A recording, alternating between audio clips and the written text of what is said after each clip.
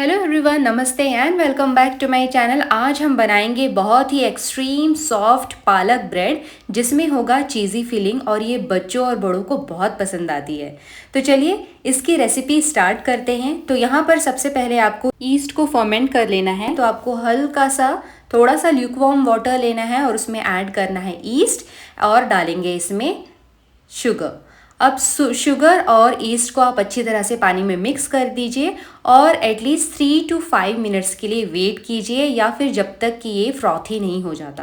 कुछ टाइम बाद आप देखेंगे कि आपका जो ईस्ट है वो फ्रॉथी हो गया है, कुछ इस तरह से दिखाई दे रहा है।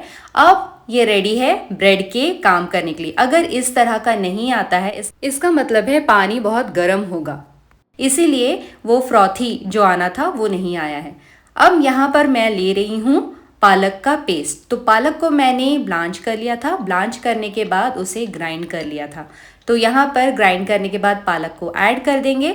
और अब यहाँ पर मैं मेजरमेंट के लिए ले रही हूँ वेइंग मशीन, जिसमें जाएगा आधा मैदा और आधा आटा। तो यहाँ पर सबसे पहले हम आटा ले लेंगे। अगर आप कप से ले रहे हैं तो देख लीजिए आपके कप में कुछ इतना लेवल का भरा रहना चाहिए और वो होना चाहिए करीबन 100 ग्राम। 100 ग्राम हमने आटा ले लिया है। और अब यहाँ पर हम डालेंगे मैदा। तो मैदा का जो कप का मेजरमेंट है वो आप मेरे डिस्क्रिप्शन बॉक्स में जाकर के देख सकते हैं। यहाँ पर मैदा आपको लेना है 150 ग्राम। जैसे ही आप मैदा और आटा ले लेते हैं उसके बाद हम यहाँ पर डालेंगे थोड़ा सा सॉल्ट। अब फिर इसको हम थोड़ा मिक्स कर लेते हैं। तो यहाँ आप देखेंगे यहाँ पर सफिशिएंट पानी इतना नहीं है कि हम एक इसका डो बना पाए। तो यहाँ पर मैंने फिर से ल्यूकवार्म वाटर लिया है और यहाँ पर मैं ऐड कर रही हूँ। तो ये करीबन मैंने 2 बार 1/4 कप इसमें पानी डाला है। आप ध्यान से पानी डालिएगा, कहीं ये ज़्यादा भी गीला ना हो जाए। तो यहाँ पर पानी डालने के बाद इसे हम मिक्स कर लेते हैं और फिर इसको हम अच्छी तरह से नीड करेंगे, अच्छी तरह से इसकी मसाज करेंगे। तो इसके लिए मैं जो ये डो है इसको मैं अब प्लेटफॉर्म में निकाल लेती हूँ ताकि मैं इसे अच्छी तरह से नीड कर सकूँ। तो जैसा कि आप यहाँ पर देख रहे हैं ये काफ़ी थोड़ा सा गीला आपको लग रहा है, लेकिन आप चिंता मत कीजिए। आपको बस यहाँ पर इसे नीड करना है। हाथ में चिपक रहा है उसे आप निकाल लीजिए स्क्रैपर की मदद से और इस तरह से नीड करते जाइए। आप थोड़ी देर बाद देखेंगे कि आटा जो आपका है वो बिल्कुल भी चिपक नहीं रहा। आफ्टर 5 to 7 मिनट्स के लिए नीड करने के बाद यहाँ पर मैं ऐड कर रही हूँ मेल्टेड बटर। तो मेल्टेड बटर को डालना है आपको इस तरह से और थोड़ा सा मेल्टेड बटर आप साइड में रख दीजिए क्योंकि वो बाद में काम आएगा। और अब यहाँ पर इसे आपको जस्ट यहाँ पर आपको अच्छी तरह से अब नीड नहीं करना है, नीडिंग का प्रोसेस हो चुका है। अब आपको सिर्फ बटर इसमें अच्छी तरह से मिक्स करना है।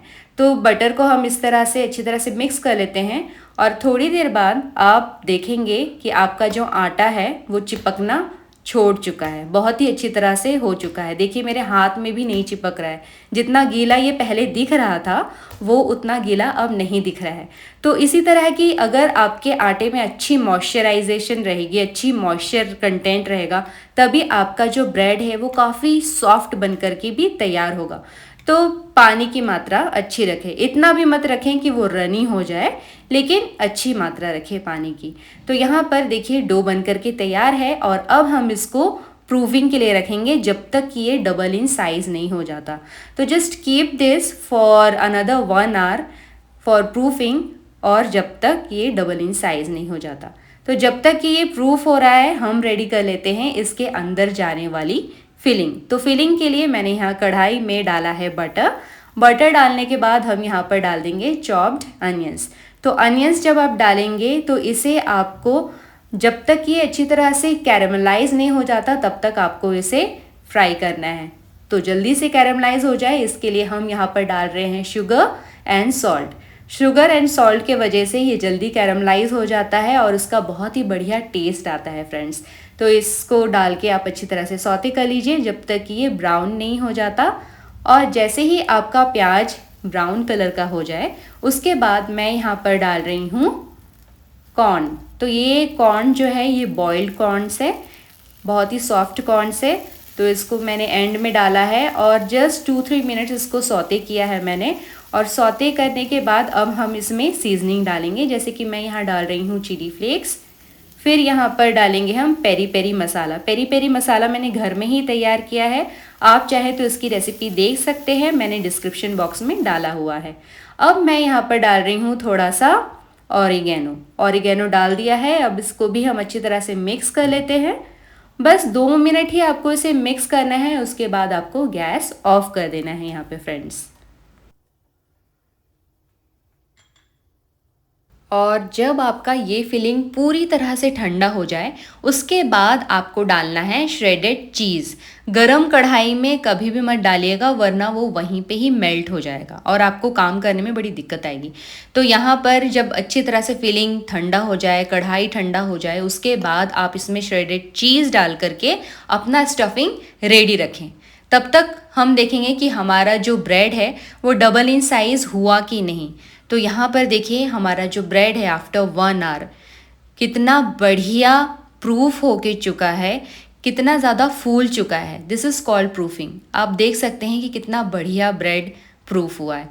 तो यहाँ पर जो है अब हमें नीडिंग नहीं करनी है, इसे मैं वापस से प्लेटफॉर्म में निकाल लेती हूँ ताकि इसके मैं इक्वल डिवीजन कर सकूँ और उसके बाद हम इसमें फिलिंग करेंगे।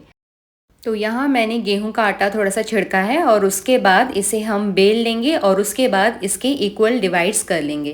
तो फटाफट से इसे बेल लेते हैं और अब इसको हम डिवाइड कर लेंगे इस तरह से काट करके।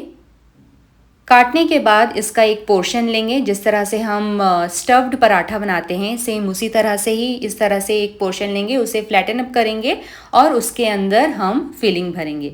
फिलिंग भरने के बाद जो चारों एजेस से उनको लेकर इस तरह से चिपका देंगे और यहाँ पर हमारा जो बन है वो बन करके तैयार है। और फिर इसको हम बेकिंग ट्रे में रखेंगे। तो यहाँ पर मैंने जो बेकिंग टिन लिया है इसमें ऑलरेडी बटर को अच्छी तरह से अप्लाई कर दिया है और फिर हम इसमें अपने सारे प्रिपेयर्ड बन को यानी स्टफ्ड बन को इस तरह से रख देंगे। रखने के बाद इसे फिर से हम सेकेंड प्रूफिंग के लिए रखेंगे जब तक कि इसका साइज़ डबल नहीं हो जाता। तो it took only half an hour और इसका साइज़ जो है इस तरह से डबल हो जाएगा फ्रेंड्स। मीनवाइल आप अपना जो अवन है या फिर अगर आप कढ़ाई में बना रहे हैं उसे प्री हीटिंग के लिए पहले ही रख दें ताकि वो अच्छी तरह से गर्म होता रहे। और फिर हम बंस के ऊपर इस तरह से मिल्क लगाएंगे, ऊपर इस तरह से दूध लगाना है और फिर मैं यहाँ पर स्प्रिंकल कर दे रही हूँ वाइट सेसमी सीड और फिर हम इसमें डाल देंगे कलौंजी।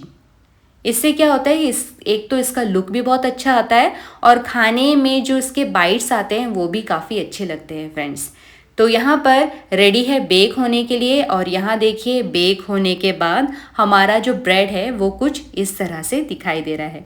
सो फ्रेंड्स तैयार है यहाँ पर पालक ब्रेड। आपने काफ़ी तरह के पालक पराठा बनाया होगा या पालक की पूरी आम बनाई होगी, तो एक बार ये भी ट्राई करके देखिए, सबको बहुत पसंद आता है और आप इसको ट्रैवलिंग के टाइम में भी रख सकते हैं। बहुत ही सॉफ्ट स्पॉन्जी बना हुआ है जैसा कि आप देख सकते हैं और अंदर ये जो चीज़ी फीलिंग है बहुत ही अच्छा टेस्ट करता है, बच्चों को तो बहुत ज़्यादा पसंद आता है।